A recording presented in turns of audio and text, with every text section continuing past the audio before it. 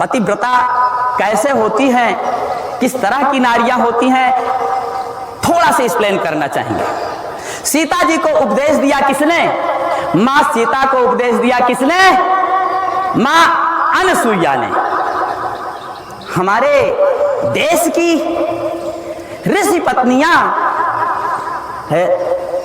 परम पूज्या रही हैं और वो भवानी जगदम्बा सीता माया जैसे लोगों को भी उपदेश दे दिया करती थी। अनसुईया के पद गही सीता, जब वन गमन का समय था, अनसुईया के पद गही सीता, सीता ने अत्रि पत्नी अनसुईया के चरण गहे। पद गही सीता, कहा ऋषि बधू सरल मृदुबानी, नारी धर्म कछु ब्याज बखानी। कहा ऋषि बधू सरल मृदु बानी, ऋषि पत्नी अर्थात अनसुईया जी। ऋषि कौन है? अत्रि ऋषि है। कहा ऋषि बधू सरल मृदु बानी, नारी धर्म कछु ब्याज बखानी। नारी धर्म, स्त्री का धर्म क्या है? कुछ बहाने से बतलाने लगी। नारी धर्म कछु ब्याज बखानी। देखो बच्चों, महापुरुषों के या उस कोटि में गणित जो देवियां हैं, ऋषि पत्नियां हैं, इनके जो वचन हुआ करते हैं वो उनको सुनाने के लिए नहीं होता है, वो संसार को सुनाने के लिए होता है ना। वेद पुराण वशिष्ठ बखानहि, सुनहि राम यद्यपि सब जानहि। राम जी को कौन? जहां से वेद प्रकट हुआ है। लेकिन वेद पुराण वशिष्ठ बखानहि, वशिष्ठ जी, कुलगुरु वशिष्ठ वेद और पुराणों का व्याख्यान करते हैं। सुनहि राम, राम जी सुनते हैं, बड़े भाव विभोर होकर के सुनते हैं। यद्यपि सब जानहि, जबकि सब कुछ जानते हैं। चूंकि ईश्वर के द्वारा इसका व्याख्यान होगा तो संसार के लोग इसका पालन करेंगे, इस ज्ञान को प्राप्त करेंगे। तो नारी धर्म कछु ब्याज बखानी, स्त्रियोचित धर्म कुछ बहाने से बतलाया, अर्थात देश के लोग इसका पालन करें, उन्हें कुछ लाभ मिल जाए। अब क्या बतला रही हैं? तो पतिव्रत धर्म का पालन बता। पतिव्रता स्त्री कौन है ना? सवाल ये उठा कि पतिव्रता स्त्री कौन है? नारी धर्म क्या है? तो कहा एक ही धर्म, एक ही धर्म एक व्रत नेमा, काय वचन मन पति पद प्रेमा। स्त्रियों के लिए एक ही व्रत है और एक ही धर्म है। एक ही धर्म एक व्रत नेमा, नेमा माने नियम, आचार संहिता महिलाओं के लिए। पुत्रियों, एक ही वचन,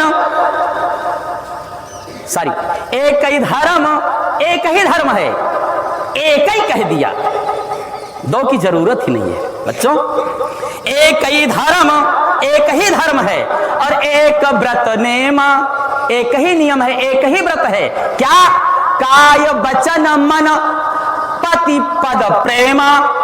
काया से, काया माने शरीर, काय वचन वाणी से, मन मनसा वाचा कर्मणा कहा जाता है ना।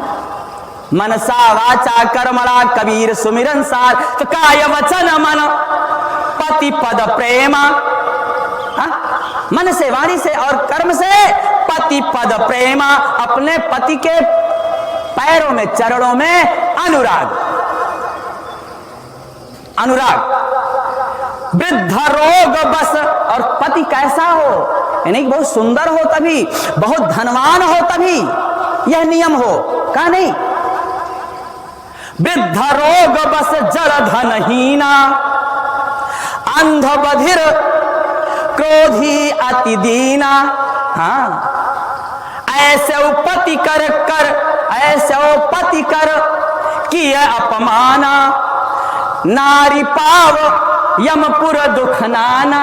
हाँ, क्या वृद्ध पति चाहे बूढ़ा ही हो, रोग बस चाहे रोगग्रस्त हो, वृद्ध रोग बस जड़ मूर्ख हो, धनहीना चाहे उसके धन हो चाहे ना हो, धनहीन हो, धनहीना और क्या हो, अंध बधिर अंधा हो, बहरा हो, क्रोधी हो, बात बात पे नाराज हो जाता हो, अति दीना अत्यधिक दैन्य हो, ऐसे पति कर कि यह अपमाना।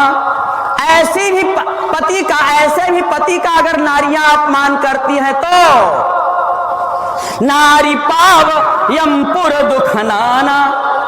अगर स्त्रियां ऐसे भी पति का अपमान करती हैं तो यमलोक में नाना प्रकार की भिन्न भिन्न प्रकार की यातनाएं पाती हैं। हाँ? और पतिव्रता स्त्रियां कौन है? तो कहा जग पतिव्रता चार तरह की संसार में पतिव्रता स्त्रियां हैं। ठीक है ना? कितने प्रकार की? चार। तो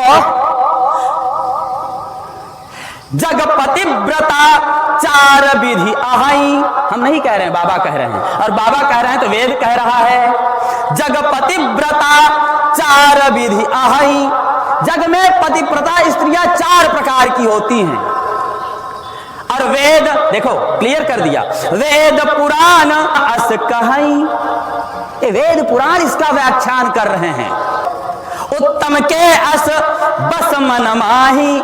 सो सबसे उत्तम प्रकार की, उत्तम, मध्यम, निम्न और अधम, ये चार कैटेगरी है। उत्तम सुपरलेटिव डिग्री, मध्यम कंपैरेटिव, और निम्न पॉजिटिव, और अधम या निकृष्ट। सो निकृष्ट श्रुति अस कहाई। ऊपर की लाइन से चलते हैं तो निकृष्ट, एक शब्द निकृष्ट भी दिया। इतने भी प्रकार की स्त्रियां हैं, और उसके बाद की जो है तो बिल्कुल एकदम नष्ट वाली है। मानस जी में, वेदों में हमारे वर्णन है। क्या? तो उत्तम प्रकार की, सवाल ये उठा कि उत्तम प्रकार की पतिव्रता स्त्रियां कौन? तो कहा उत्तम के अस बस मन माही। हमारे बच्चों में ये भाव जगे, ऐसे भाव आए। हमारी संस्कृति ऐसी थी, उत्तम, किसी भी विश्व की संस्कृति ऐसी नहीं जो भारत की संस्कृति है, जो भारत ने दिया विश्व को, जो भारत ने जीवन दिशा दी, धर्म दिया, पूरे विश्व को चमक रहा है देश मेरा। तो उत्तम के अस बस मन माही। उत्तम प्रकार की कौन है? के अस बस मन माही। क्या? अगली लाइन बता रहे हैं, बड़ी उत्सुकता होगी। के अस बस मन माही, सपने हो आन पुरुष जगह नाही। जो उत्तम प्रकार की स्त्रियां हैं उनके लिए सपने हो आन पुरुष जग नाही। स्वप्न में भी उनके लिए कोई दूसरा पुरुष ही इस संसार में नहीं है। क्या मतलब हुआ इसका? अभी क्लियर नहीं हुआ। कोई दूसरा पुरुष ही नहीं संसार में है, अर्थात जितने भी, चाहे वो पुरुष हो, चाहे स्त्रियां हो, चाहे जो हो, पुरुष नपुंसक नारी वा जीव चराचर जोई, चाहे जो हो, लेकिन सबको मानती ही नहीं है कि कोई पुरुष भी है इस संसार में। हाँ, इस तरह की नारियां होती हैं उत्तम कोट की।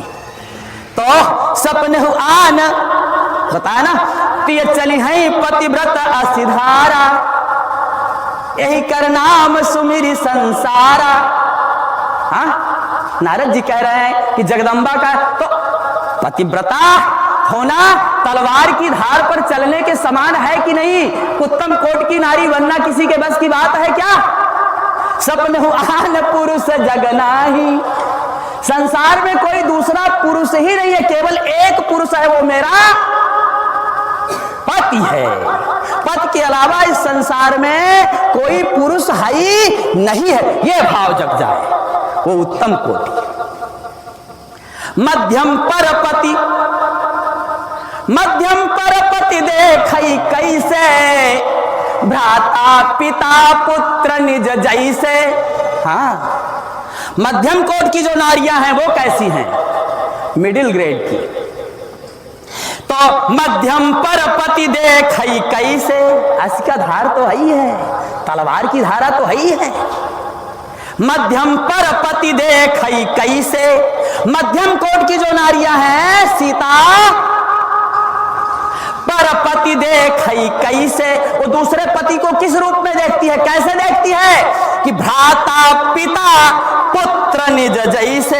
हाँ, वो मेरा भाई है, वो मेरा उम्र में ज्यादा है तो पिता है, भ्राता पिता, छोटा है तो पुत्र है। बिन अवसर भयते रह जोई, जाने अधम नारी जग सोई। बिन अवसर भयते रहा, बिना अवसर पाए, मौका ना मिले उसे कुलच्छड़ा होने के लिए, ऐसा अवसर ही ना मिले, यह भाव है, बाबा ने लिखा है। बिन अवसर, और दूसरी बात क्या, उसका पातिव्रत धर्म कैसे बच जाए? तो कहा बिनु अवसर भयते रह जोई, और जो डर से, अरे हमारा कुल का आचरण नष्ट हो जाएगा, अगर हम कोई गलत व्यवहार करते हैं हमारे द्वारा होता है तो हमारे पिता का कुल नष्ट हो जाएगा, हमारे पति का कुल अपमानित होगा। भय, ये क्या है? भय। भय के कई कैटेगरी है। भय केवल दंड विधान से ही नहीं है,